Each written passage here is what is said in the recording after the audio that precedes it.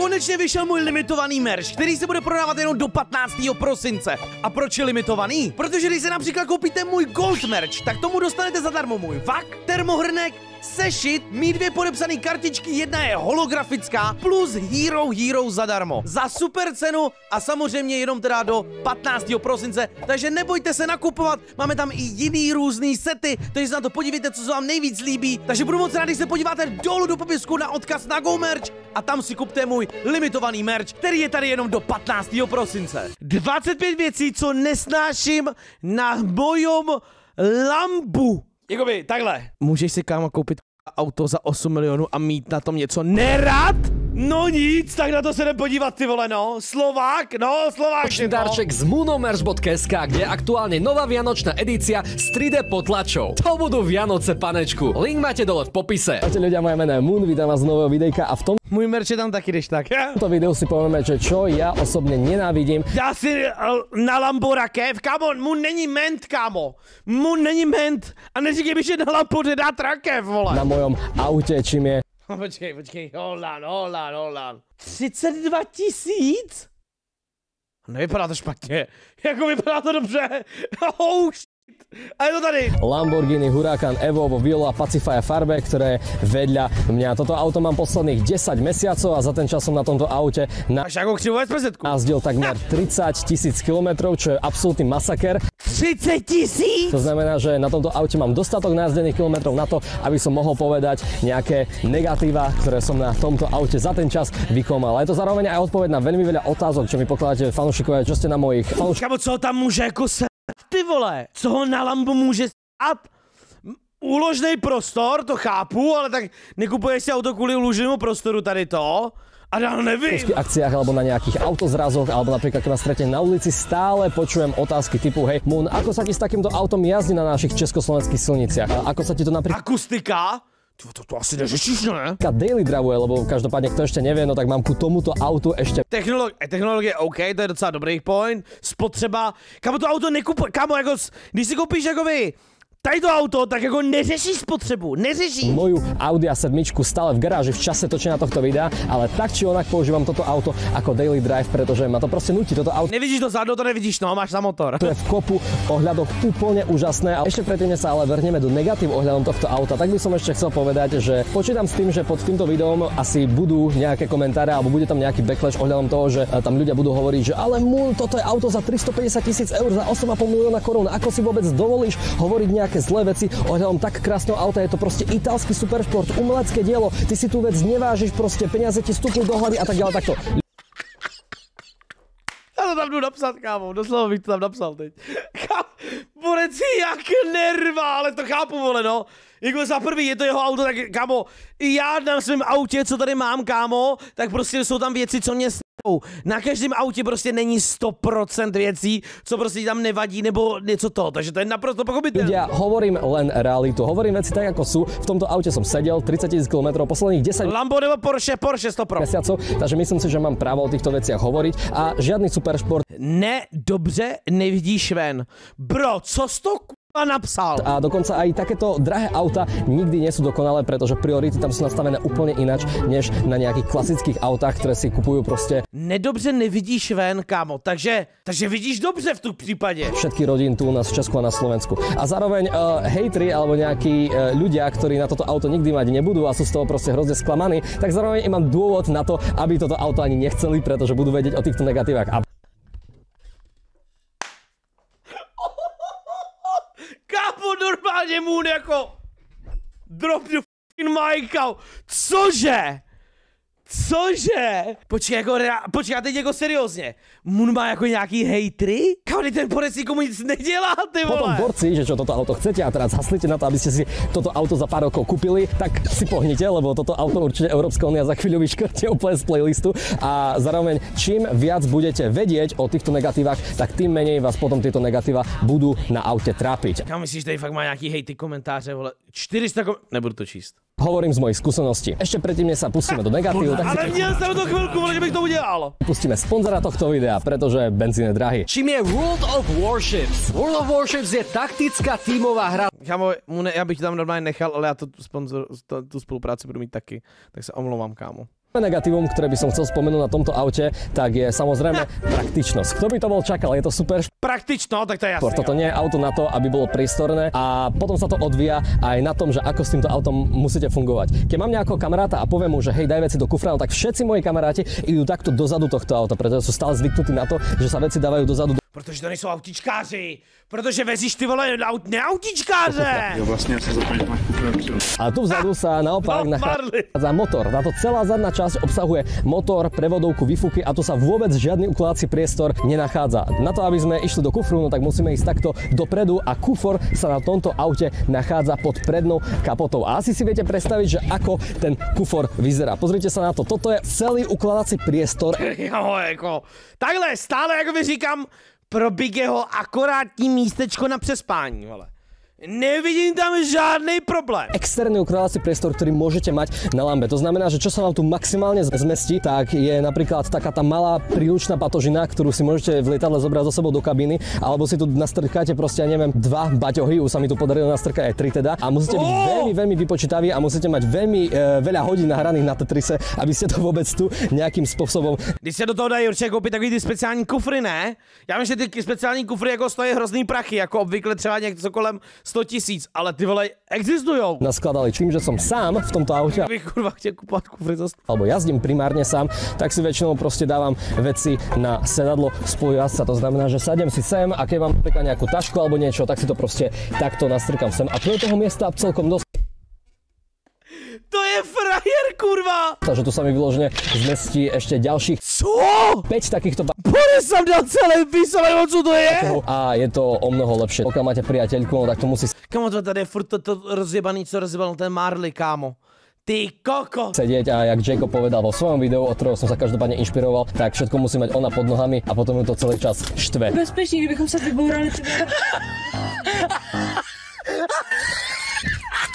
Tak jo, máte tu ešte vzadu proste nejakú sieťku, kde ja mám proste vodičky, hej, veci a samozrejme ešte nejaké priestory tu v dverách, ale to je v podstate úplne všetko a s týmto musíte počítať, že čo sa týka praktičnosti, musíte mať veľmi vycibrenú fantáziu, aby ste to všetko dali. Keď už teda tento kufor otvoríte a dáte proste do neho niečo, tak potom tu musíte takto zobrať tú kapotu a vyložene takto proste mrdnúť a proste zatvoriť. A nevýhoda je to, že stále keď toto spravíte, Ty vole, já bych to neudělal, já chápu, že to je naprosto tvoje auto, že to já víš, co s tím máš dělat, ale já bych na to nikdy takhle nezatlačil, kámo, mě to úplně bolí, ty koko. no, tak máte opatlanú kapotu a je to neuveriteľne moc jasne, vidieť, hlavne keď sa auto staráte a pokiaľ To fakt nevím, dokážeš zamknout jako bouchnutím? a vyloženie takto proste A jo, ty to máš jako, že to držíš. mrdnúť a proste zatvoriť. A nevýhoda je to, že stále keď toto spravíte, no, tak máte Rukavičky, opatlanú no. kapotu a je to neuveriteľne moc vidieť, hlavne keď sa auto staráte a pokiaľ máte to auto vyleštené. Prečo si nevezmeš rukavice?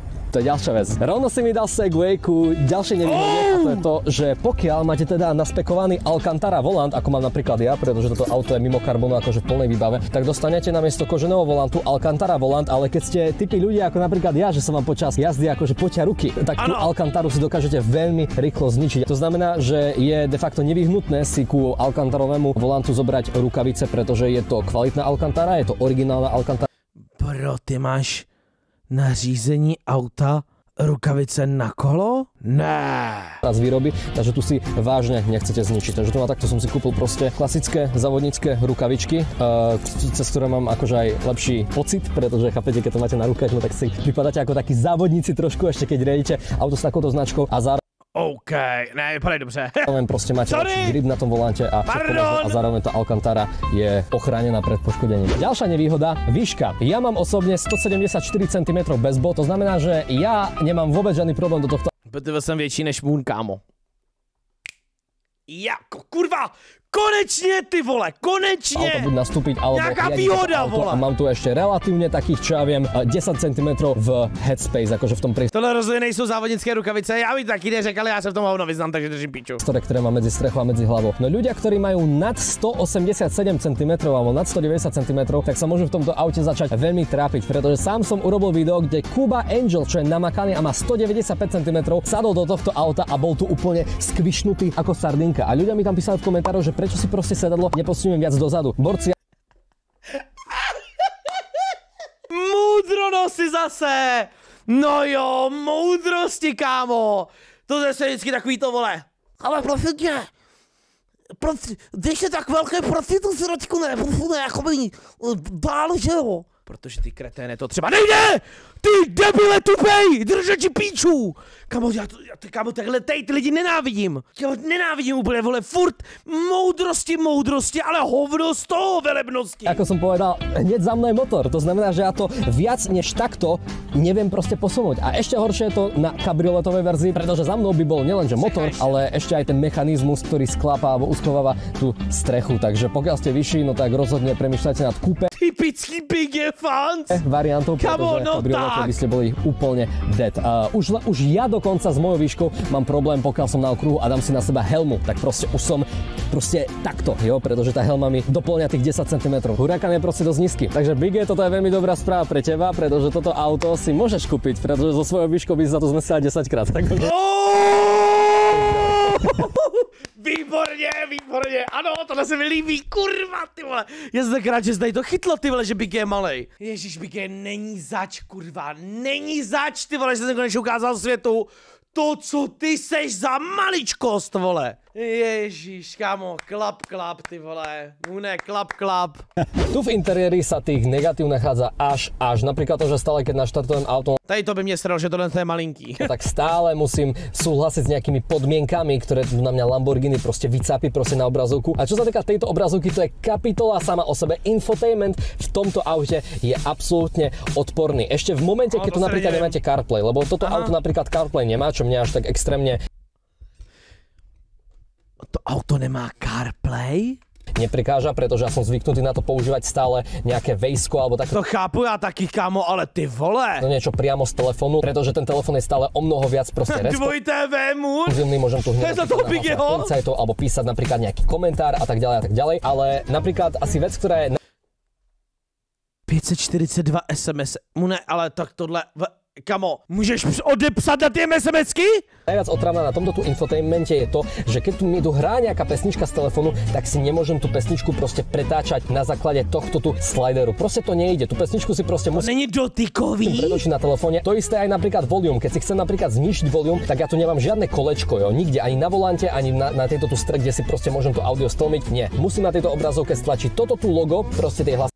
Takže je to dotykový, ale je to dotykový jenom na půl? A hlasy to si Teď si to... Môžem to znižiť volume, tak takže tohle to nejde si posunout písničku, ale volum jde? Musím na tejto obrazovke stlačiť toto tu logo, proste tej hlasitosti a hlasito si potom nastaviť tu a tu. Wow, kamo, kurva, proč do píči? Už ten slider napríklad existuje a tá navigácia, to radšej ani nekomentujem. Proste pozrite sa, toto je realita auta, ktoré si kúpite za tak veľké peniaze. Ďalšia vec, reverse. Zlatý BMW, ty vole, to slyšel. Paka, tá je úplne otrasná a nie vždycky funguje. No pozrite sa na ten feel, proste tuto je vyloženie urobené, tuším, z plastu alebo z čoho, a keď to zatiahnete, no tak nie vždycky auto na ten reverse reaguje. Niekedy vyloženie musím urobiť toto, aby sa mi proste to auto preplo vôbec do toho reversu, pretože keď spravím toto, tak proste stojím na jedničke a čo túto reverse paku používam úplne najviac, že keď si kúpim mekáž, no tak si dám sladkú kyslú omačku, aby som rovno do toho mohol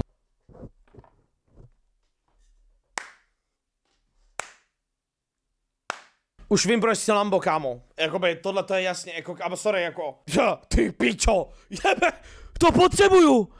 Kámo, tohle wow. OK, potřebuji Lambo, chat. Jenom kvůli tomu, aby jsem tam mohl dát ty vole to.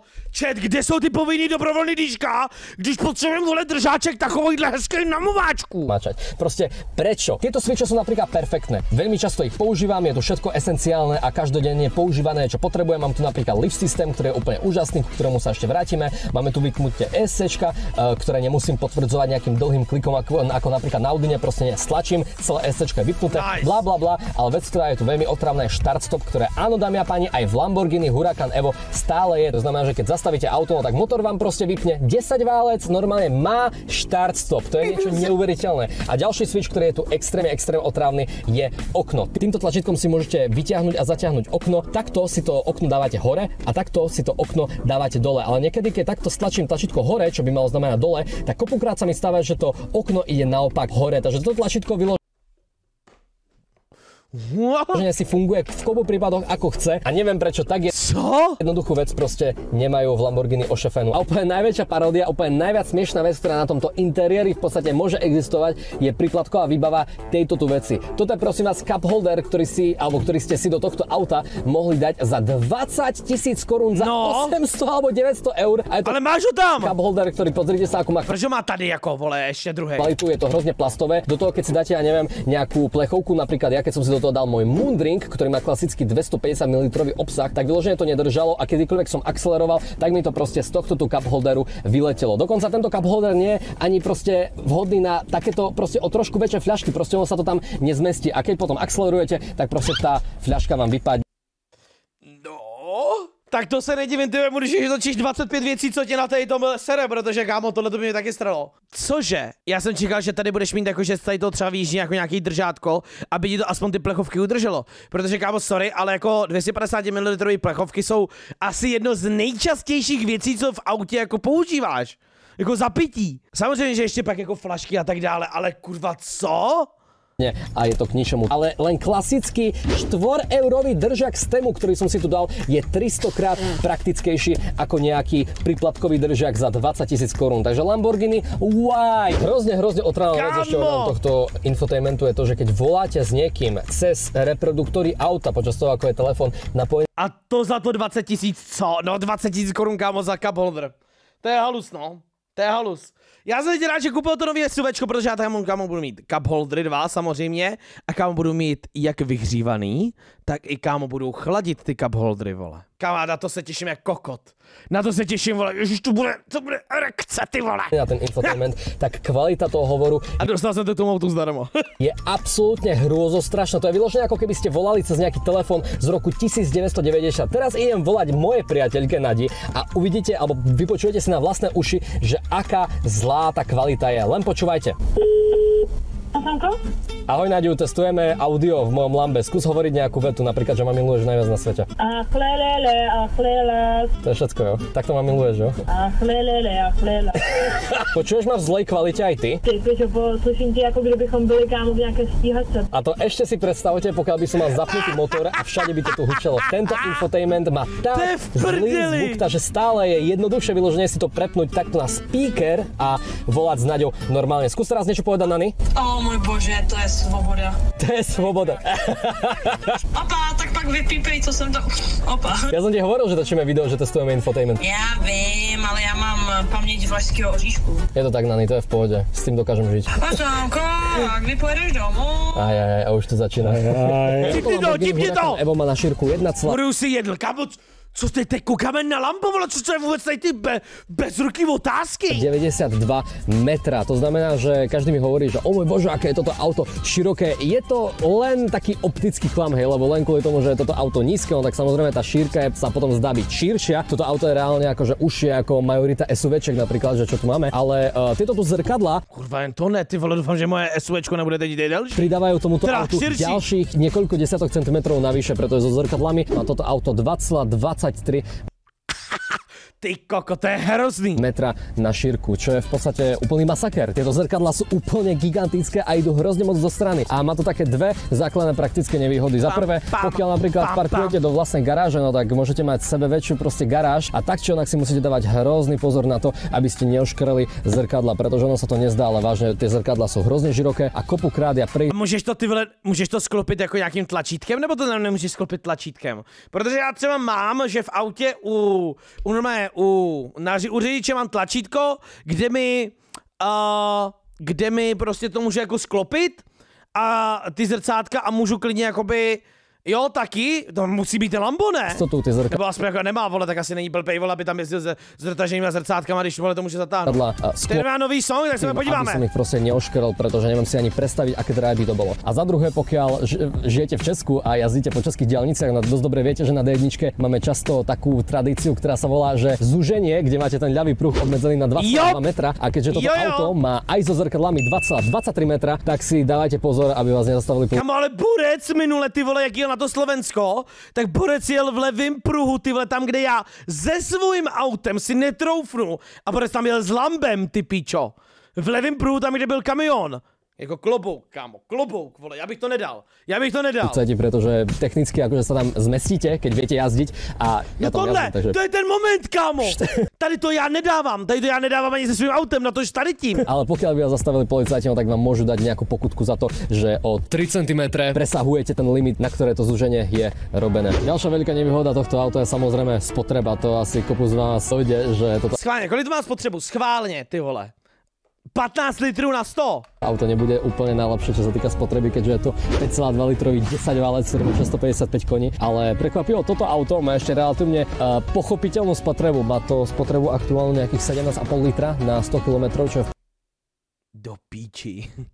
Já mám 12. Takže já si můžu koupit super sport, vole! To je priemer za posledných 29 000 km, keď si zapnem aktuálnu spotrebu a vážne ako je na plynu, tak to dokáže vyletieť až do 110 litrov na 100 km. Co?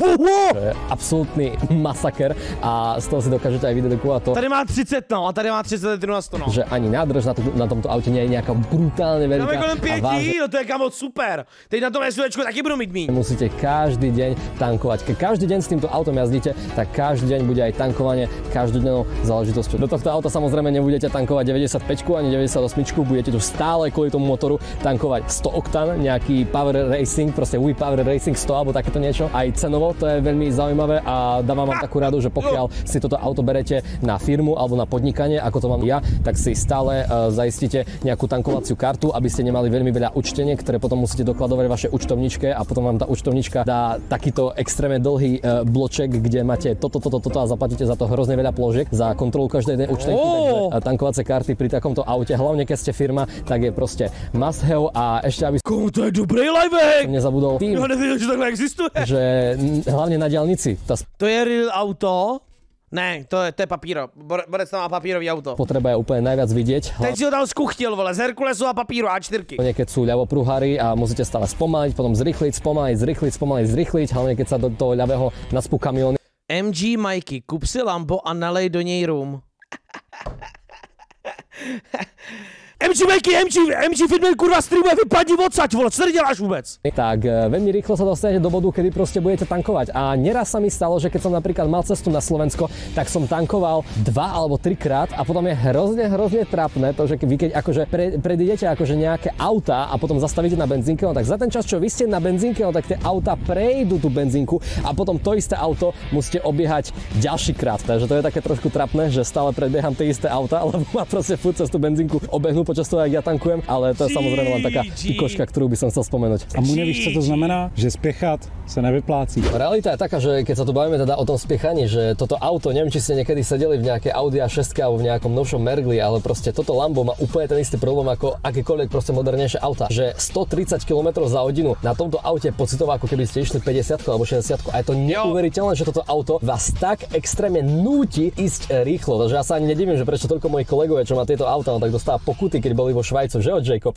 Ja si na to pamätám. Prečo za to dostáva pokuty, lebo toto auto si to vyložne Kamo, tak prostě založ si pojištění na pokuty, ty vole. Prostě si to předplatí, je to dobrý, vole. pýta a je to normálne niekedy až mentálne náročné proste nešľapnúť na ten plyn, aj keď počujete ten krásny 10-valcový zvuk. To znamená, že v tomto aute aj skrz to, že tu napríklad máme tempomat, jo, čo je super, jo, je to proste vybáva, že proste wow, zapnete si tempomat, ktorý každopádne nie je adaptívny, proste zapnete si ho a idete normálnou rýchlosťou a nekontroluje to vzdialenosť od auta a tak ďalej, ale ku tomuto tempomatu by sa tu ešte extrémne hodil limiter rýchlosti. Vy nechcete mať pustený tempomat, keď nie je adaptívny. Vy tu proste chcete mať limiter, že proste môžete sa pohybovať v nejakom medzníku rýchlosti, pretože sami dobre viete, you know what I mean, keď prekročíte nejakú rýchlosť, tak sú za to celkom veľké postihy. Takže bolo by dobré, keby takýto limiter tu existoval, aby som si to na tú rýchlosť vedel nastaviť. Rozhodne je to 130, aby mi to auto dokázalo automaticky ten výkon zobrať v momente, že by som sa ku tomuto limitu. Kam jako sorry, vole, ale nikdo si nemůže myslet, vole, že si kupuješ takovýhle auto, že budeš prostě jezdit podle jako silničních předpisů. Kamo, jako sorry, ale ty vole, jako tak to je, jakože nebudeš tady tím jezdit prostě 130. Kam prostě nebudeš, vole. Nebudeš tím jezdit 150. Tyto auta jsou dělaný prostě do 200 km úplně v pohodě. Jakože úplně v pohodě. A to auto je tak neuvěřitelné na silnici za takovýhle rychlosti, že to je prostě přirozený takovýhle auto. Ti neříkám, že to je správně, jenom říkám, že prostě si někdo myslí, že ty vole tady vole nikdo, kdo má ty vole supersport nejezdí víc než 180, tak je naivní vole idiot. Približoval, aby som sa náhodou potom neprestihol v tom, že idem najmä tomu 135, jo, trebárs. Vec, ktorá je v podstate pozitívum pre mňa, ale v kopu prípadoch aj... Kolik si myslíš, že jezdí tak jako průměrně mun ty vole rychlosti? Negatívum je to... No průměrně, ne na dálnici průměrně. Toto auto samozrejme bere hrozne moc pozornosti a mne to vyhovuje, pretože mne pozornosť zarába a ja som na pozornosť ako verejne známa osoba zvyknutý, ale keď si toto auto kúpi nejaký majiteľ firmy alebo nejaký typek, ktorý proste len má peniaze alebo sa narodil do bohatej rodiny, no tak je veľmi isté, že si kúpi presne toto auto, lebo proste vyzerá dobre. No potom je realita taká, že v hrozne veľa prípadoch sa vás ľudia napríklad na benzínke pýtajú nejaké otázky, takže každý druhý krát, čo prídete na benzínku, tak niekto sa proste chce zakecať o Ty párky v rohlíku! Auto, alebo chce si v tom aute urobiť fotku alebo fotku s tým autom. A niekto, že čo takúto pozornosť nezažíva každý deň a zrazu proste bum, vybuchne svet, keď si to auto kúpi a zrazu má miliardy pozornosti od každého, ktorého toto auto zaujíma, tak to môže byť celkom šok a potom je veľmi veľa týchto majiteľov lamp proste nepríjemných, pretože už to proste mentálne nedávajú. Čo zase ale... Kam je spíš přijde fascinující. Já bych, kámo, nevím jak vy, ale kámo, já, kdyby prostě bych viděl někoho v Lambu nebo v jakémkoliv supersportu, někde na ulici, na parkovišti, já bych za tím člověkem nikdy nepřišel se jen tak ptát na otázky. Víš, jakože, kámo, proč? Kámo, kurva, proč, vole? Víš, jakože, proč máš zapotřebí za někým jít a ptát se ho na otázky ohledně toho auta? Kurva, já to nechápu. Ještě pochopím děti, vole, nebo něco takového, ale nechápu dospělí. Realita je tá, že myslel som si, že toto auto bude priťahovať pozornosť nielen akože od ľudí, ale aj od policajtov, že ma budú viackrát zastavovať, ale minimálne tu v Česku, ako v Prahe, lebo žijem v Prahe, aktuálne sme v Prahe, tak toto auto akože bere pozornosť, ale väčšinou je to taká realita, že keď som napríklad na spojke, no tak sú za mnou policajti, minútu sa pozerajú zozadu na to auto, prelustrujú si tam, či mám zaplatené dane, či to má poistku, či to má všetko možné a potom to proste pošlu exitom pred diaľnice. Za celú dobu, čo toto auto vlastním, tak ma zastavila hliadka len jedenkrát a to bola aj tak kvôli tomu, že to bola hliadka z miesta, kde som ja akože v okolí žil a že už ma tam častejšie videli a proste len si chceli to auto mrknúť, ale skontrolovať, či je všetko v pohode. Takže toho som sa vážne bal hrozne moc, že bych mu propíchal kola. Jako to myslíš vážně, nebo vole jako jenom srandu, kámo, to se vlastně dělá prdel, kámo, jako. Humor, ty vole, někde končí, vole, a ty si momentálně jako přešel, vole, nějakou hranici, vole, tohle to se nepíše ani z prdele, jako, vole. Jako, vole, WTF. Budú furt zastavovať benga a nakoniec sajti to majú úplne... Mají to v píči. Je to tak. Taktiež som sa veľmi bal toho, že keď si takéto auto kúpim, no tak každý zo mnou bude chcieť zavodiť. Raz za čas sa mi samozrejme stane a to sa väčšinou stáva s nejakými tými natunenými golfami a s tými dvojkovými oktávkami, ktoré väčšinou akože riadia borci, ktoré majú vedľa seba priateľku a tej priateľke chcú ukázať, že aha, Lambo, ja proste dokážem ho vyprovokovať alebo takéto niečo. Ale potom, keď napríklad ja zrýchlim a tá oktávka ma nevie dohnať, tak toho borca ešte tým pádom viac vyprovokujem, pretože má vedľa seba priateľku a sa cíti byť zahambený a potom ten typek začne robiť vážne veľmi nepríjemné manévre a začne sa na mňa proste takto lepiť a ja mu iba hovorím, že hej borče, proste nechaj to tak, proste nezahambuj sa pred svojou priateľkou ešte viac. Za prvé, holky nie sú až tak moc na auta na to, aby proste poznali ten taký súťaživý proste zmysel toho, že sme chlapci, chceme sa predbiehať. Kámo, to fakt někdo, kámo, má takovýhle ego, ty píčo, že ty ho předjedeš, vole, a on se pak za tebou začne lepit, kámo, aby dělej, vole, jeď rychlej, vole, seš mrtka. Kámo, ježišmaria, do píči, proč to ty lidi dělají? Holky toto nemajú radi. Na holky proste zapôsobíte akože negatívne, pretože v takýchto autách ich vyložene len dáte do nebezpečnej situácie a môžete proste u tej holky len a len stratiť. Pokiaľ budete viac friendly a napríklad mi poviete, kámo, holka od holky, vole, zase, vole. Některý holky mají rádi rychlost, já se tomu nedivím, kámo. Ježišmaria, ty vole, adrenalin v autě je parádní. A rychlost taky, pokud jsi samozřejmě dobrý řidič, vole. WTF, nemůžeš někde házet do stejného pytlíku. Hej, borče, dobré auto, môžeme sa ísť pozrieť, alebo takéto niečo. Tieto situácie sú v kopu prípadoch o mnoho viac príťažlivé niekomu, komu sa chcete proste zapáčiť. Ano, Lambo je určitě o dost víc přitažlivý než oktávka. Souhlas! Naprostej! V spojitosti s môjim autom. Ale mimo toho, takéto situácie sa mi stali asi, ja neviem, 3-krát za celú dobu, že čo vlastním toto auto a je to o mnoho menej ako napríklad na mojej Audine. Takže to je taký paradox, ktorý by som chcel oznámiť. Možno v Amerike je to iné, ale tu v Česku a na Slovensku tú komunitu a ten prístup ľudí ešte máme relatívne v pohode. Vec, ktorá je veľmi otrávna, keď pre niekoho... Pro mě je přitažlivý, Mori. No jo, najednou jste se ozvali, holky, že jo? Ale než to řeknu, tak držíte hubu. Napríklad idete alebo niekoho chcete zviesť a úprimne toto niekedy dokonca robí robia aj ľudia, s ktorými sa v tomto aute vozím aktívne, tak je to, že nevedia, jak otvoriť dvere od tohto auta. Lebo pozrite sa na tú kľúku, tá kľúka je potom zarobená do tej línie toho laku alebo tohto dielu. To znamená, že oni čakajú, že sa tá keby ručka proste vysunie, aby to proste mohli otvoriť, ale tu v podstate musia robiť to, že musia proste prstom zatlačiť túto kľúku takto dovnútra a potom sa vám tá kľúka sprístupne a môžete to otvoriť. Ľudia potom väčšinou robia to, že to potom chytajú takto za sklo a veľmi mi to opackávajú, napríklad Kuba Angel, čo zdravím ťa, tiež som si to všimol počas strihu, ale tu sa v podstate nachádza takáto kovová záležitosť, cez ktorou sa potom to auto dá proste nejakým spôsobom ťahať. Niekedy to môže byť to som nevidel. Ja som myslel, že tam je deštník. Packajú a tak ďalej a potom väčšinou tak či onak musím niekoľkokrát za týždeň toto auto preleštiť, pretože je tu miliarda packaníc kvôli tomu, pretože ľudia proste nevedia, že ako sa toho chytá. Toto auto má samozrejme aj problém s... Ten strom vzadu je nějaký divnej. Jako tenhle? Kamo, normální strom, vole! Miliarda packaníc kvôli... Že ty jsi z města, že jo? Tomu, pretože ľudia proste nevedia, že ako sa toho chytá. Toto auto má samozrejme aj problém s mŕtvými uhlami, pretože viditeľnosť tohto auta nie je úplne najlepšie a to isté platí aj pre zadný pohľad. Takže keď sa pozeráte do späťáku, tak tento tu pohľad je tak extrémne úzky. A toto je ešte Lamborghini Huracan Evo, ktoré nemá krídlo. A pokiaľ by ste mali STOčko alebo Huracan Performante a mali by ste tu krídlo, tak tá viditeľnosť je ešte menšia. A tá viditeľnosť dokáže byť ešte horšia, pokiaľ nemáte umyté toto tu zadné skielko, ktoré tu máte ešte pod touto veľkou sklenenou kapotou, ktorá zastrešuje motor, pretože keď buď prší, alebo si umývate auto a natieče, že tu dajme tomu pena, tak tu máte hrozne veľa takých malých zaschnutých proste kvapôčiek, ktoré vám dokážu proste ešte viac ten malý pohľad zneviditeľniť. Celkom dosť otravná vec na tomto aute je to, že toto auto nemá žiaden autohold. A v kopu prípadoch je to dokonca aj nebezpečné, pretože vy napríklad, keď idete napríklad do mesta a zastavíte napríklad na červenej, tak proste prijete na červenú a proste zastavíte. A tým, že toto má karbon krabické brzdy a musíte to vážne extrémne stlačiť proste až do podlahy tú brzdu na to, aby to auto vážne brzdilo, aby stálo, tak potom keď sa napríklad zadívate na dlhej červenej na semaforu, tak sa neuvedomíte, že proste trošku tú nohu povolíte a proste to auto sa pomaličky začne proste spúšťať dopredu a že to tak malý pohyb, že vyložene ani o tom neviete. A už kopukrát sa mi stalo, že som sa takto zasníval na červenej a čakal som na tú zelenú a potom som sa presvedčil, že hej kamo, proste moje auto ide, že proste bacha. Skoro som zajel do zadnej časti auta typka, ktorý bol predo mnou. A to je vážne tak... Kamo, tomu autu by to asi tak jako před tebou tolik nevadilo, ty vole, ale vole, tady to auto, vole, jenom když se na něj blbě podíváš, ty vole, tak už, vole, mu praskají, vole, jakoby nárazníky, blatníky a všechno, vole. Ty vole, kamo, to by, ježiš, to by musel bolet, to by bolelo jak svině, to bych hrozně nechtěl. Ale může to stát, vole, jako, proč by ne, no. Ale to chápu, to je na piču, no. Esenciálna vec, ktorá by tu bola tak úžasná, keby toto auto malo jednoduchý autohold ako všetky... Víš co, kámo, když si narazíš ty vole 1 km v hodině do Felicie, kámo, tak co ta Felicie udělá, řekne, ukáž? Vole, utřeno, nic tam není, dobrý, jedu dál, ty vole. Mezi tím Lambo, Škoda za 250 000, vole. Ostatné autá, ako napríklad Audi alebo Mercedesy alebo Škodovky, toto Lambo za 8,5 milióna... Mori už si reagoval na Muna? Co? Ty kokote? Korún za 350 000 eur to proste nemá a potom sa proste môžete bum a zrazu dik a už ste proste v niekom. Čo sa týka napríklad zadnej parkovacej kamery, tak to je vážne ako keby vy im dali nejakú kameru z Nokia z roku 2005 a to je hrozný, kámo, tohle to je fakt, kámo, tam nepoznáš nic jako na tom.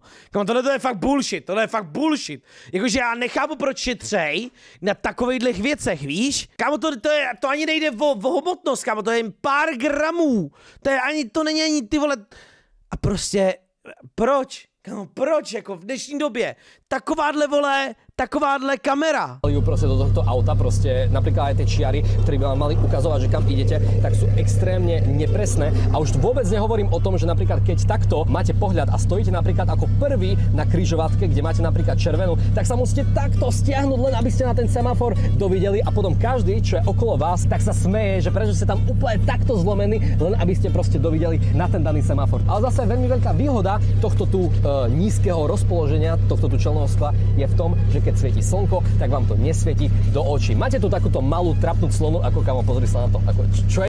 To je malý jako Gio Pero. Au, wow! To je proste pardon. Nízka, taká úzka clona, že je takmer nepoužiteľná, ale tu v kopu prípadoch ani nepotrebujete, to jsem nechtěl. To pohľad je tak spúžený. To jsem nechtěl. Aj keď máte západ slnka a svieti vám slnko do očí. To bylo, ty ježiši Krist. Tak vás to vôbec neštve. A keď vás to štve, tak si proste vyťahnete tú malú clonku, trošku sa nazvihnete a všetko je nádherne použiteľné. Takže či už to berete ako výhodu alebo nevýhodu, to už nechám na vás. Ľudia sa ma napríklad pýtajú, že ako ja vlastne jazdím po našich československých cestách, keď je toto auto tak nízke. Realita je taká, že toto auto nie je až tak nízke, ako je nižšie ako normálne auta, ale toto auto sa samozrejme dá aj zdvihnúť. Táto predná naprava proste má taký lift systém, ktorý keď zapnem, tak sa automaticky auto zdvíha vpredu a zdvihne sa mi o 7 cm. No nevýhoda je tá, že tento lift systém trvá hrozne dlho, kým sa zaktivuje. Trvá proste hrozne dlho, kým sa toto auto v podstate zdvihne, pretože už teraz to bolo nejakých 5 sekúnd, čo som to zapol a to auto stále nezdvihnuté. Až teraz sa... Kamarád, mám úplně stejně, vole, SK, vole, jakože já tam nepotřebuji zvědat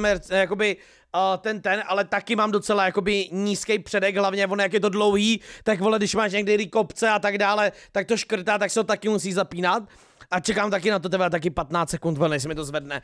A když jdu za tebou, tak ten člověk obvykle nechce jako čekat, kámo, jako 15 sekund, než ty kreténe zvedneš to auto. To znamená, že keď napríklad v centre Prahy uvidíte nejaký veľký na ktorý už ten lift potrebujete, tak potom sú auta za vami proste mierne nervózni, pretože zdržujete, lebo ja proste stále musím počkať, kým sa ten lift vôbec zaktivuje. Ale hlavne, že o tom... Kolik kilometrů dáváš za rok? Kolem 40.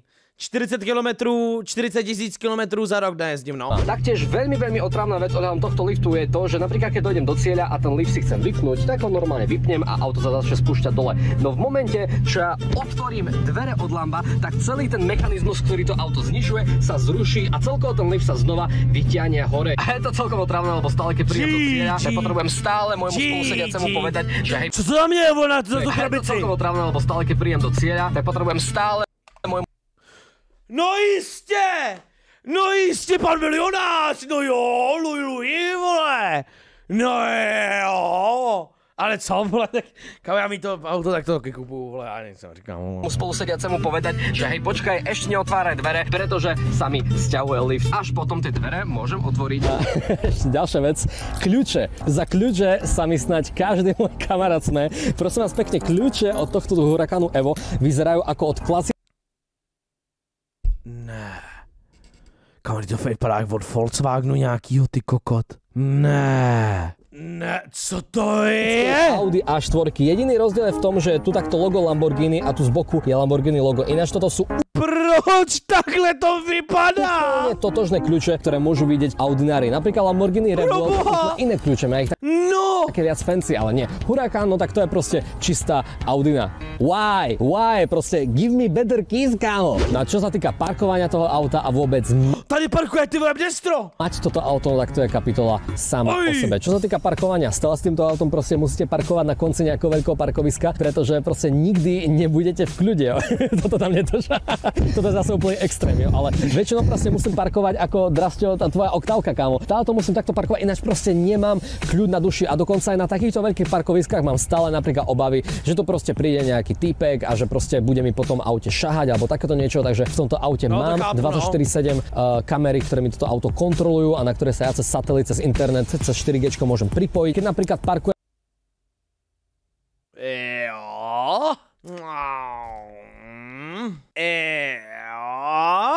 Já ti nevím, ty vole, no na miesta, kde je tých aut viac a to parkovisko je menšie, tak väčšinou si vyberám miesta, na ktoré môžem priamo napríklad vidieť z reštaurácie, aby som toto auto mal stále pod ohľadom. Stále máte obavy o takéto auto, pretože základná, akože prvá obava je to, že proste niekto zaparkuje nejaké random auto vedľa vašeho drahého auta, napríklad vedľa Lamba a on proste zoberie tie dvere a proste bum, počas To se mi, kámo, tehdy stalo, když jsem si koupil svůj první Mercedes, kámo.